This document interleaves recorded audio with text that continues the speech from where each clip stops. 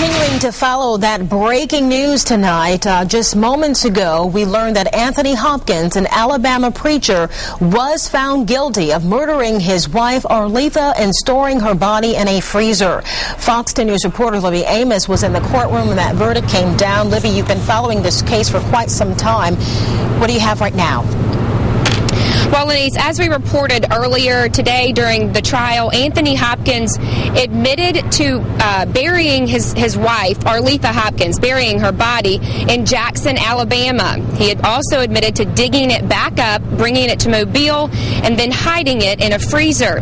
Now, the defense argued today that Arletha may have died of natural causes. They talked about blood sugar and blood pressure problems that she experienced after having her last child.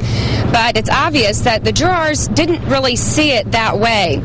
They found Anthony Hopkins guilty on all 5 charges: sex abuse, sodomy, incest, rape, and murder of his wife, Arletha Hopkins. Now, here's what the Assistant District Attorney, Ashley Rich, had to say after the verdict was read.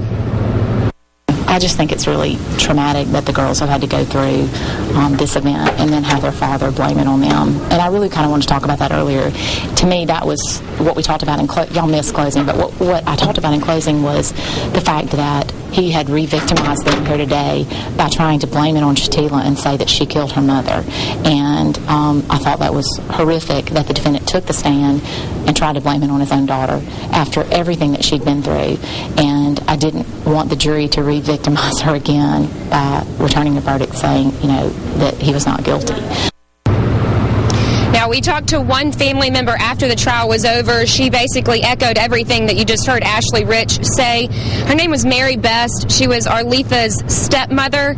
She said that she did believe justice was served. She thinks that Anthony deserves 2 life sentences. Now, we did learn today that on May 6th, Anthony will actually learn what his sentence will be. He faces up to life in prison. For now, we're in Mobile. Libby Amos, Fox 10 News. All right, Libby Amos reporting. We understand it only took the jury an hour and a half to reach that verdict.